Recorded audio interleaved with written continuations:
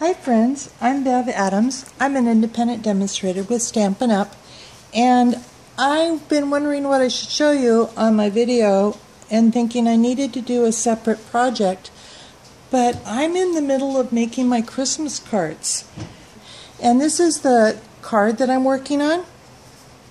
This is just kind of my prototype, and what I do is I usually make up a card and decide exactly how I want to design it. And then I try not to do one that's too complicated because I send out over 100 cards every year. And so I don't want to make 100 cards that are very complicated. This one looks complicated, but I think it's not going to be. But I thought I would show you my assembly line process that I do. I make each element of the card and then put them all together. And so right now I'm working on this piece of chocolate chip cardstock, and my prototype was stamped with hardwood, but I've decided to use a darker ink so it shows up better. I am cutting that piece out, and then I'm going to put it on the inside partly so that there's no see-through element on my card. It gives an extra layer. The ornament I'm just going to punch out, and then I'm actually going to use my E-cutter for the ornament top and to cut out the cone here. When you're making so many cards, you may have to re-ink your card. So I have my re-inkers out handy. And I have my whole stack of cards, so I've already cut out my cardstock.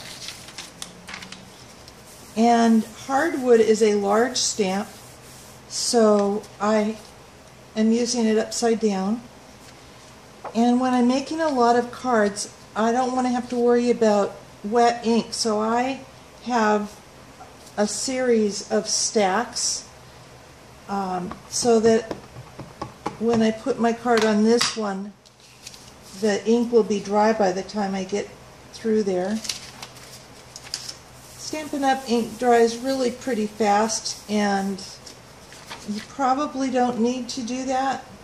I do usually do my short Christmas letter, and I print it out on my cardstock. So this is my card base.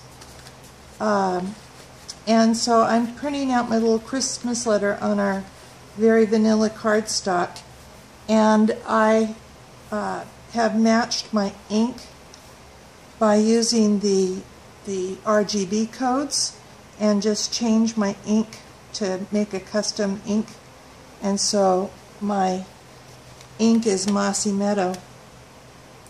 So I just thought I'd show you my assembly line. I've got many layers to go.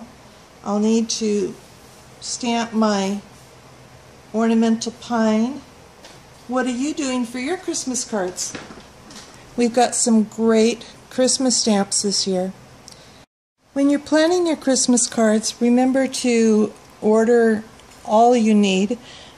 When I'm ordering my cardstock, my neutrals, my very vanilla comes with 40 sheets, so I need, that will give me 80 cards, so I'll really need 2 packages of very vanilla. I can get four pieces of the chocolate chip off of each piece of cardstock. The chocolate chip has, and I do get the 8.5 by 11, so that's 24 sheets. So I need just over 1 full packet to do all my cards for the chocolate chip. I also need my envelopes. The envelopes I can get very vanilla, so they'll match or they'll coordinate. There's 40 envelopes in a package, so I'll need 3 packages of envelopes. I will need some Whisper White for the pine cones, and for the ornament. And also remember that you're probably going to be using a lot of the ink. So I've got my Mossy Meadow refill as well as my chocolate chip. If you need your supplies, come on over to bevadams.com, and once you have your Christmas cards planned out, figure out carefully what you need, and you can get it over here at my Stampin' Up website at bevadams.com. Love to be your Stampin' Up demonstrator. Thanks for stopping by. Talk to you soon. Bye.